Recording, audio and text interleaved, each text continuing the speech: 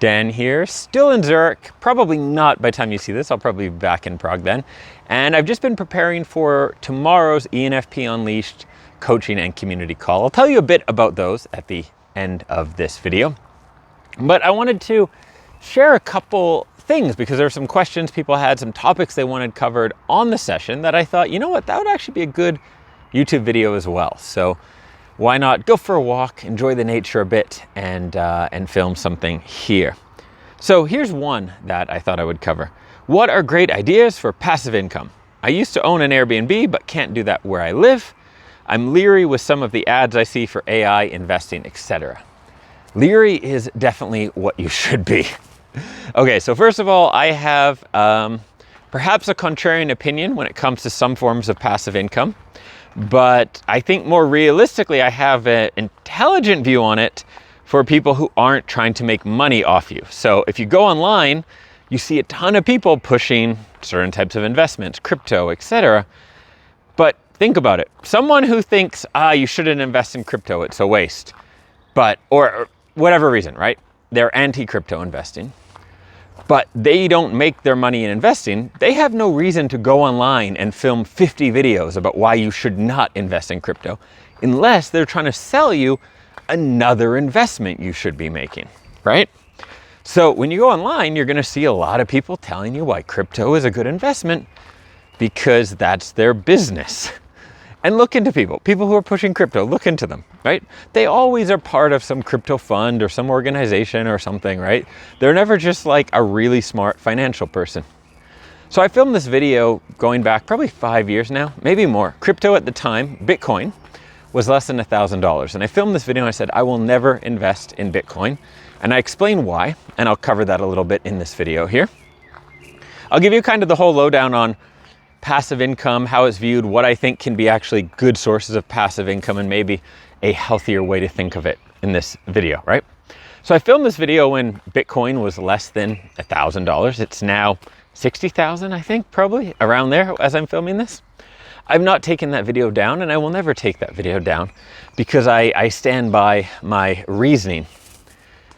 You can be right and not get the outcome you want, and you can be wrong and get a very positive outcome.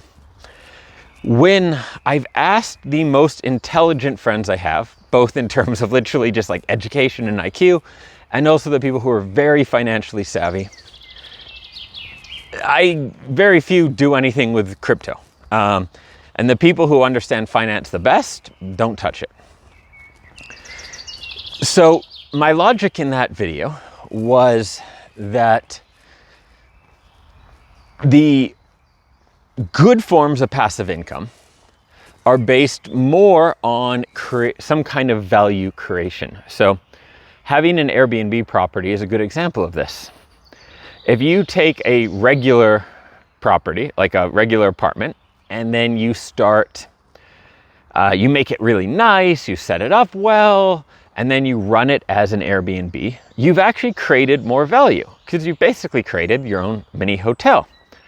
And someone who is coming there for only a few days is getting more value out of that experience, I would argue, than someone who lives there. My last apartment in Prague had the most incredible view. I think I filmed some videos in it. Maybe we'll link up some videos I filmed from the balcony or something there. But it was probably the best view in the entire city, just gorgeous. And I remember having the thought at some point, like, this is a waste for me just living here. Because every day I appreciated the view, but I was used to the view, right? So I would see this view and be like, yeah, okay, there's the castle, there's the other castle, there's the river, there's the bridges, there's Charles Bridge, but I've seen it every morning. And I thought, you know, someone having a vacation, like when they're in this apartment, this is gonna be amazing for them, right? So I was thinking, you know, this piece of property gives a lot more value if you had 10 different people stay in it every month rather than one person, because that view is going to be a better experience and you're going to get more from it the first time than the 50th time, right? Things that make long-term passive income that make sense to me, you can almost think of it more as either delayed reward or actually you're putting in effort. Like an Airbnb is not passive income. You're running a hotel. Anyone who calls it passive income, it doesn't make sense, right? Now, yes, you're getting money from your investment, but you're actively doing something, or you're giving money to a management company and they're doing something. And so, okay, arguably it's passive income because you don't have to do anything, but things are being done on your behalf, right? You own a property that's being run like a hotel, and people are therefore doing things, giving value, providing a service, and then you're getting paid for it. That makes sense. That's called being a business owner. That's called being an investor, right? There are many forms of passive income that make sense. Certain investments in the stock market. When you write a book, for me, writing a book is a delayed gratification investment, right? So I've written quite a few books at this point. Only one I'm really proud of, which is the ENFP Calling. Available everywhere now, probably even an audiobook by the time you see this. But in total, I think I've sold somewhere around 50,000 books. That's a lot of books. And okay, I was probably disproportionately rewarded, but as I was writing them, I was thinking about the aspect of passive income and all this. And I was like, well, if I took this time and wrote for someone else, I wrote copywriting project. At that time I would often charge something like $10,000, $15,000 for a project with a client. So it wouldn't be that crazy to be like, okay, in the time it took me to write the books I did, I probably could have done 4, 5, 6 projects with clients. But instead I wrote these books, and at the time I got no money for them. But over time, I got royalties, I got rewarded for them. So sometimes the term passive income, I think people almost think of it as like free income, or like, oh, I'm cheating the system. You're never cheating the system, right? And so this comes full circle to things like advertisements, sketchy stuff, AI. Some of the ads now are so funny, like they deep fake Elon Musk and they'll just be like, hello, I have made a software that will make you $3,000. And it's the same scams that have been running for 100 years. It's just now they're running YouTube ads. How YouTube lets them run, I don't know. It's insane. But it's the idea that you get passive income for nothing because you know some secret, it doesn't exist. It's not possible. All right. So first of all, anyone promising you like passive income and a system, it's not true. They're stealing your money. That's it. Best case scenario, best case is the system involves cheating other people under you. So it's like, here's how you get rich. You sell 50 other people this passive income scam, and then you will get your money back times 10, right? So that's all BS. The ways where there is potentially leverage income or passive income is when you can spot a good opportunity in a market. I have a friend who came to Prague probably about 10 years ago, and he saw that the local rent was very cheap, but it was still a massive tourist destination. So there weren't a lot of, the local economy was so-so, but there were a lot of tourists, and Airbnbs would still rent for $100 a night. But you could rent an entire apartment for $400, $500, $600 a month. And he just was like, oh, okay. And he literally moved to Prague and just started. He's like, this is a gold mine. Like, this is not going to last forever. And it didn't last forever. It's still a profitable pursuit in Prague, but not that much. Like, it's not easy pickings, where there was a time when just due to opening up of the economy, changes in markets, etc., there was a great opportunity to leverage the difference between tourists' budgets and local incomes, right? But that did not last forever. It was a sliver, right? So you get these different opportunities. They can come up. You can capitalize on them and do well. But ultimately, most of the time, in a sustainable way, you are earning passive income by creating value for someone. And that value can be as an Airbnb for a bunch of tourists. It can be as books that people enjoy. It can be making courses people love. I generally love these approaches. There's been periods of my life where the majority of my income has been from what you would call like passive income. I like these because as an ENFP, I am project-based, and so I can work really hard and write a book and then get paid from that book for years. So if I'm going through a period where I just want to travel, or I'm in a rut or whatever, I keep earning money from those past time investments. So from that perspective, it's very appealing.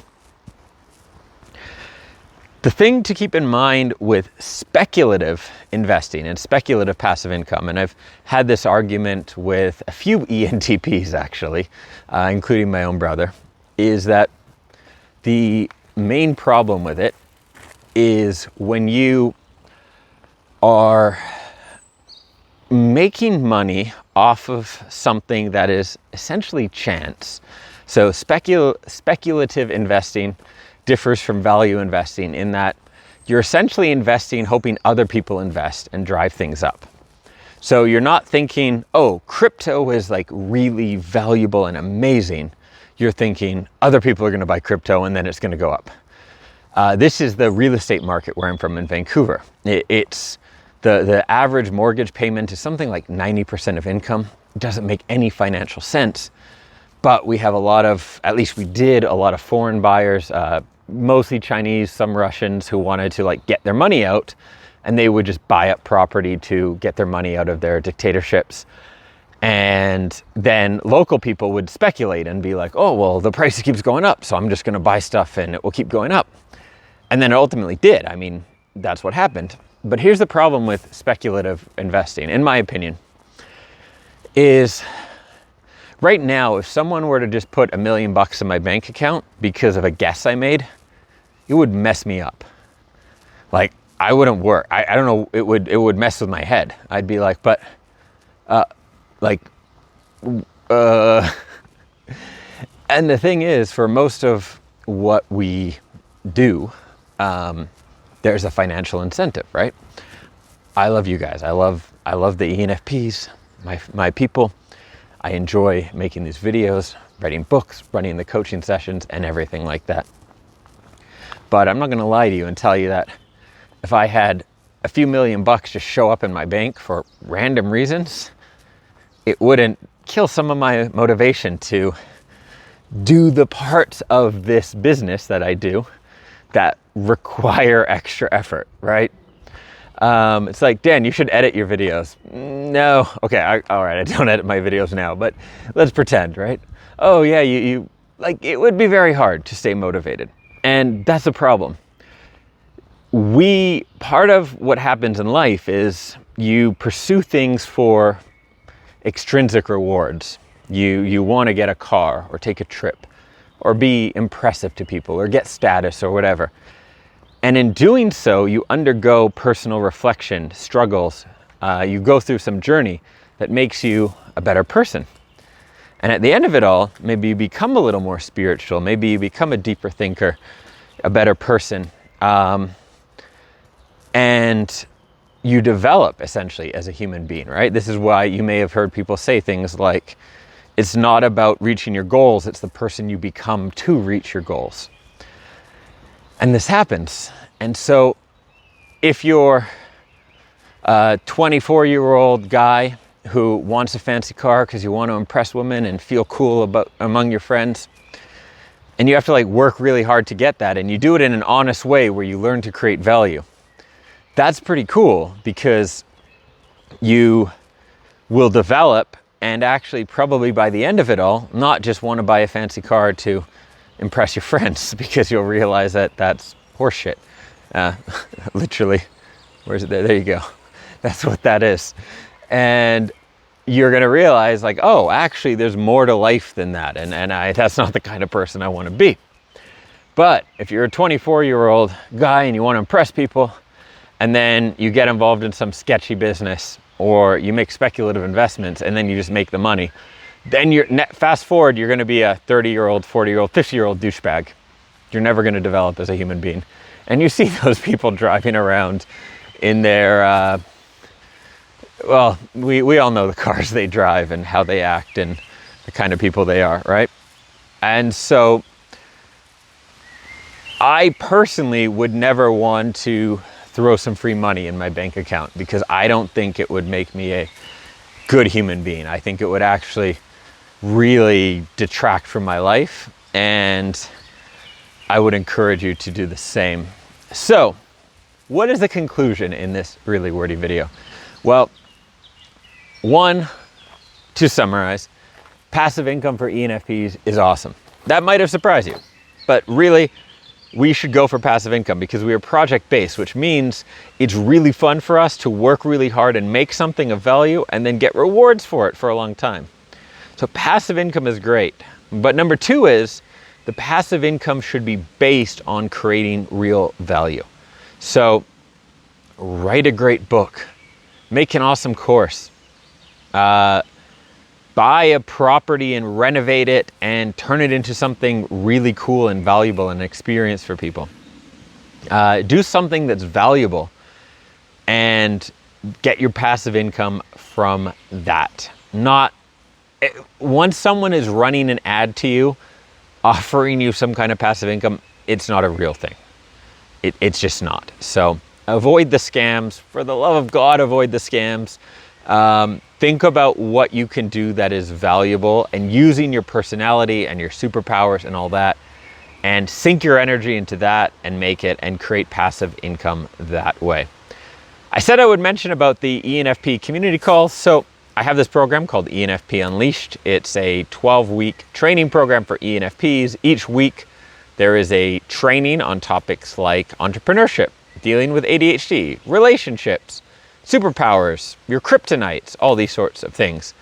And as part of joining this, it's only $300, by the way, so it's not a massive investment at all. As part of this, there is a group coaching and community call every month that you can join. It runs roughly 90 minutes. I think one time it went 3 hours. Sometimes it goes longer. And you can join this. I lead it. There's usually around 10, 12 people, ENFPs from around the world.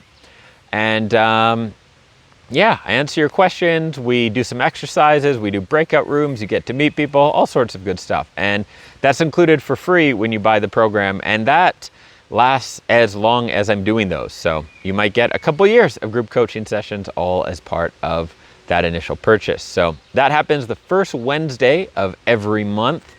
And you can get that if you go to dreamsaroundtheworld.com/ENFP Unleashed.